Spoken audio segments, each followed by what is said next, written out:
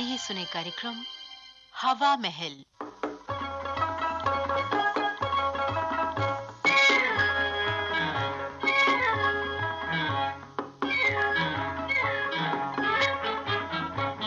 हवा महल कार्यक्रम में आज हम आपको सुनवा रहे हैं हास्य नाटिका मोहब्बत के इम्पोर्टेड तरीके।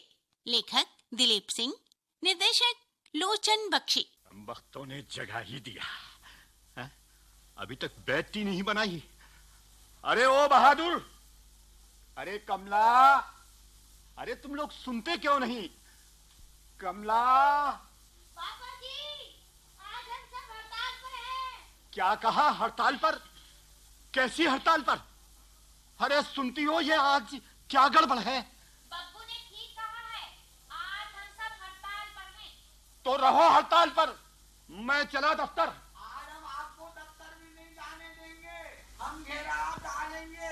ओ बहादुर के बच्चे, तेरी ये मजाल, 20 रुपये महीने की पगार पाने वाले नौकर की ये हिम्मत। आज से तुम्हारी नौकरी की छुट्टी। बाहर हमारी यूनियन के मेंबर गिराव डाले खड़े हैं। जब तक हमारी मांगे पूरी नहीं करेंगे, ये हड़ताल नहीं टूटेगी, ये गिराव नहीं हटेगा। तो आज मेरे ही घर में घेराव? हाँ पापा जी, आज हम आपको बाहर नहीं निकलने देंगे। आपको हमारी शर्तें माननी ही पड़ेंगी। बहुत दिन हो गए थे वायदे करते करते, आज सब बातें लिखवा कर पूरी करवाऊंगी। मारे गए। अखबारों में पढ़कर यकीन नहीं होता था, आज घर ही में घेराव पड़ गया। ये तो कोई छूत की बीमारी लगती है। पुलिस नहीं, घर का मामला है, पुलिस भी नहीं बुलाई जा सकती।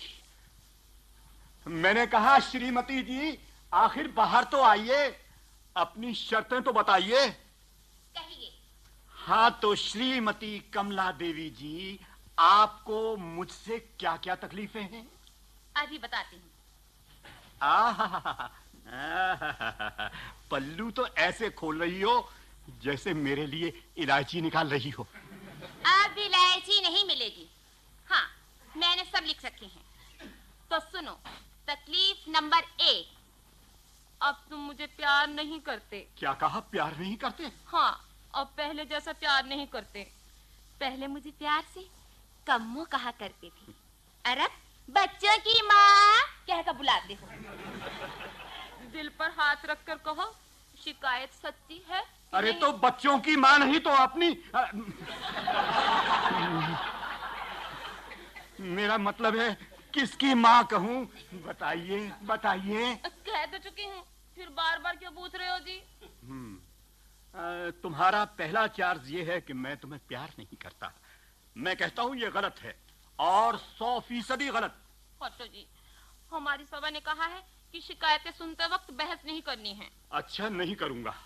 हाँ तो सुनाइए दूसरी शिकायत। पहले आप दफ्तर जाते समय अंग्रेजी में टाटा करते थे और दूर तक पीछे घूम घूम कर देखते जाते थे। अरे एकदम दौड़े चले जाते हो, पीछे देखते भी नहीं, अंग्रेजी में टाटा भी नहीं करते। हाँ श्रीमती जी, अब भीड़ के कारण बस दौड़कर पकड़नी पड़ती है, नहीं तो बस हमें टाटा करके चली जाए। अंग्रेजी और हिंदुस्तानी दोनों में। हाँ, पहले आप शाम को आने का वक्त बताकर जाया करते थे और उससे पहले घर पहुंच जाते थे।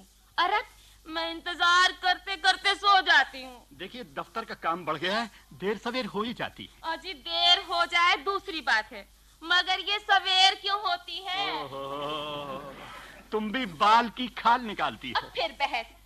अगली शिकायत है कि पहले आप मेरे लिए रात को चांदी के वर्क का गुलूकंद वाला पान लाते थे और अब पान 10 पैसे का हो गया है और वर्क वाला 15 पैसे का। पहले आप हर वक्त सिनेमा ले जाते थे और अब खुद दिखाते हो और उसके गाना की 10 पैसे वाली किताब मेरे हाथ में थमा देते हो। उसकी कहानी भी तो सुना देता हूँ, और फिर तुम पड़ोस वालियों के साथ जाकर सिनेमा देखी आती हो। वो कोई सिनेमा है? सरकारी गाड़ी से परिवार नियोजन दिखाने वाला बाइस्कोप है। और कोई शिकायत? अभी एक ही लिस्ट तैयार की गई है कपड़े लत्तों के बारे में। कार्यकारिणी में एक और लिस्ट तैयार हो रही है, उसको भी देख लेंगे। अब आप जा सकती हैं। भीतर से बब्बू को भेज दो। हाँ तो बताओ, तुम्हारी क्या क्या शिकायतें हैं बब्बू जी?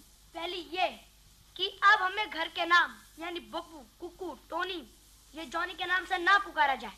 हमारे स्कूल के नाम का ही प्रयोग किया जाए, जैसे अजय कुमार, विजय कुमार वगैरह। लेकिन आप भी तो हमें प्यार से पापा कहती है।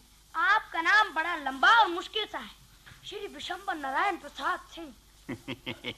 आप उस वक्त पैदा हुए होते तो आपसे जरूर सलाह ले देते। इसमें हमारा कोई कसूर नहीं है। जानता हूँ। हाँ, अगली शिकायत। हमारी यूनियन के सेक्रेटरी ने सिद्ध किया है कि लड़कों की उंगलियां उनके पिता पर जाती हैं। हमारी उंगलियां भी आप जैसी हैं।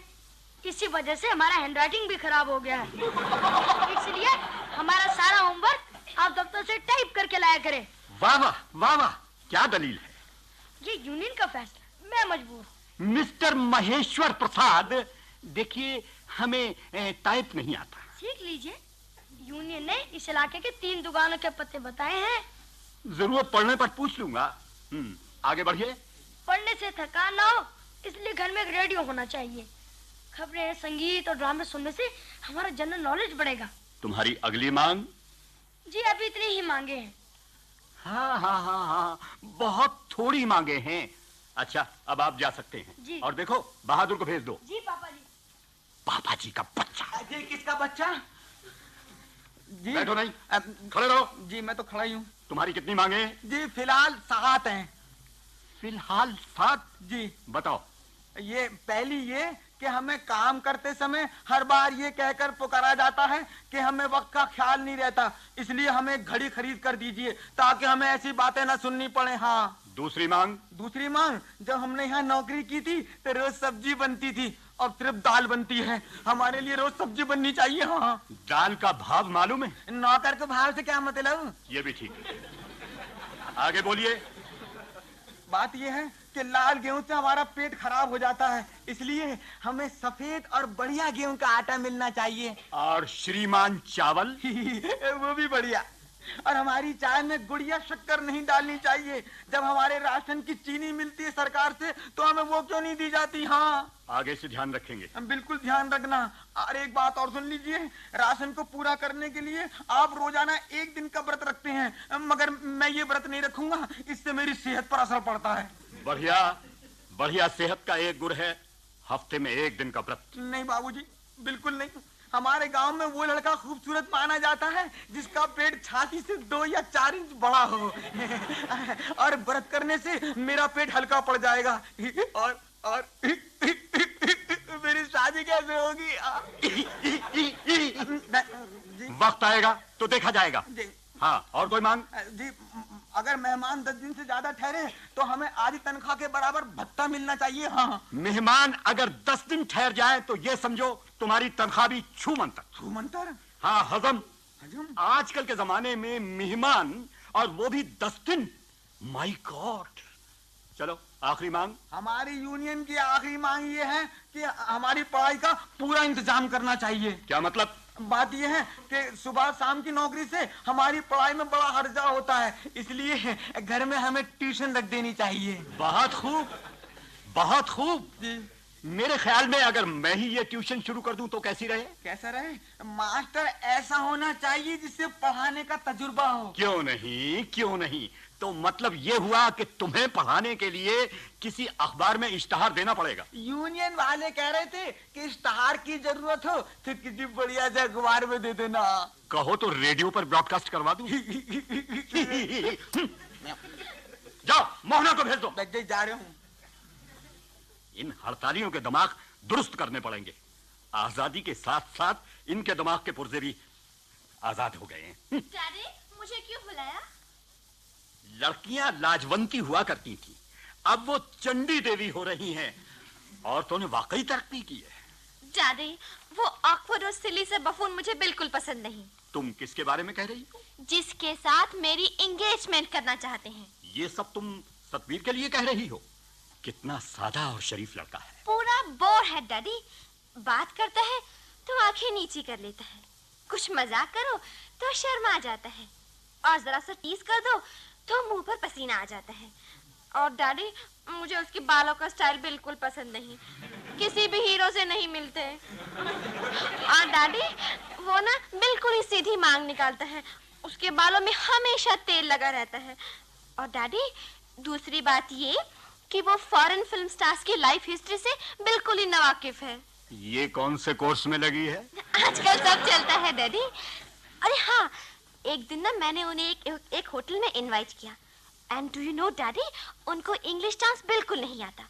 कैंडल लाइट डांस को कहने लगे एकदम अनसिविलाइज्ड, जैसे वो खुद वैसे ही। तुम उसको अनसिविलाइज्ड कहना चाहती हो? जानती हो डैडी, उसकी तो फूड हैबिट्स भी बहुत अनइंटरेस्टिंग हैं। ब्रेकफास्ट में टोस्ट मक्खन की जगह पराठे खाते हैं, चाय की जगह दूध का शौक फरमाते हैं, और डैडी खाना पसंद करते हैं तो चौके में बैठकर। तुम्हारे शब्दों में इंडियन स्टाइल में? हाँ डैडी, और एक दिन कहने लगे, मैं चाहूंगा कोई मुझे मेरे सामने बैठकर लकड़ी के कोयले की आंच में फूली फूली और करारी रोटी खिलाए। उन्हें बीवी नहीं, एक मिश्रानी चाहिए, बस रोटियां पकाने वाली। डैडी, वो लाल है ना, लाल, बस की तो इंतजार ही नहीं करता, फटाफट टैक्सी कर लेता है। ये लाल साहब कौन है? मेरे कॉलेज में मुझसे सीनियर हैं, हम सब उसको मिक्की कहते हैं। मिक्की? ये तो किसी इंटरनेशनल नेम है डैडी। हाँ, याद आया। कल एक अखबार में मिक्की नाम के चूहे की कहानी पढ़ रहा था। Oh daddy, you are very humorous. उनका पूरा नाम क्या है? पूरा नाम? ये तो मैंने कभी नहीं पूछा, मगर डैडी उनके एक अंकल हैं, बहुत बड़े बिजनेसमैन। उनके अंकल की शादी हो गई है? Yes daddy, he married a French. फिर उनकी बात क्यों करती हो? तुम अगर सतवीर से शादी नहीं करना चाहती तो इस लाल का पूरा हुलिया क्या है? हुलिया? ऐसा तो उनके पास कुछ नहीं है, मगर उन्होंने अपनी कैरियर प्लानिंग बहुत बढ़िया की है। उनके अंकल के पास फिर वही बात, उसके चाचा के पास ये है, उसके ताऊ के पास वो है। मैं पूछता हूँ, उस ताऊ के भतीजे के पास क्या है? उसके बाप की क्या औकात है? वो इस टाइम जिंदा नहीं है। माँ? वो अपने भाई के यहाँ रहती हैं। कोई जमीन जायदाद? वो हॉस्टल में रहते हैं। हॉस्टल कॉलेज का होता है, इसके बाप का नहीं। आमदनी का क्या सिलसिला है? 6 साल से अंकल ही कॉलेज की फीस भर रहे हैं। 6 साल से कौन सी क्लास में है? बीए फाइनल में। 6 साल में बीए फाइनल तक पहुंचा है। और डैडी वो स्पोर्ट्स में ज्यादा इंटरेस्टेड हैं, और अंग्रेजी माने में तो उनका कोई मुकाबला ही नहीं कर सकता। तो यूं कहो नालायक है। डैडी, न कुछ आगे न कुछ पीछे, बेवा माँ भाई की रोटियों पर पल रही है और ये गुलछर्रे उड़ा रहे हैं। 6 साल से कैरियर की प्लानिंग हो रही है और साहबजादे पहुंचे हैं बीए फाइनल तक। इस आवारा के मुकाबले में तुम सतवीर को ठुकरा रही हो। डैडी, मैं सतवीर से शादी नहीं कर सकती हूँ, ही इज सिली। अगर आपने जबरदस्ती की तो मैं हड़ताल कर दूंगी। हाँ, कर देना, लेकिन इस वक्त तुम जा सकती हो। बाकी सब हड़तालियों को बुलाओ। अभी बुलाती हूँ।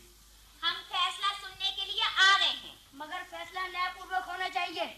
जरूर होगा, आप सबके साथ न्याय होगा और इन सब में मैं भी हूँ। आपकी भी कुछ मांगे और शिकायतें हैं? हाँ, पहली ये कि इस घर में सब खाते हैं और मैं अकेला कमाता हूँ। क्या ये न्याय है? मैं सुबह से शाम इस घर को चलाने के लिए खून पसीना एक करता हूँ और तुम लोग गुलछर्रे उड़ाते हो। यही नहीं, रोज नई नई फरमाइशें करते हो, हड़ताल और सत्याग्रह की धमकी देते हो, मेरे ही घर पर घेराव डालते हो। अरे तुम क्या हड़ताल या सत्याग्रह करोगे?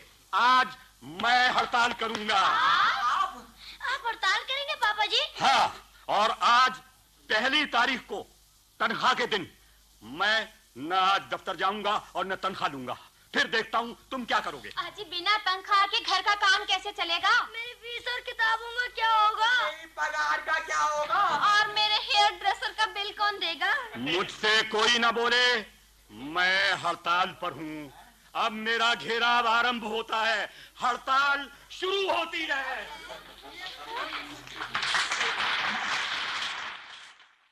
अभी आपने हास्य नाटिका सुनी मोहब्बत के इम्पोर्टेड तरीके। इसके लेखक थे दिलीप सिंह और निर्देशक लोचन बख्शी।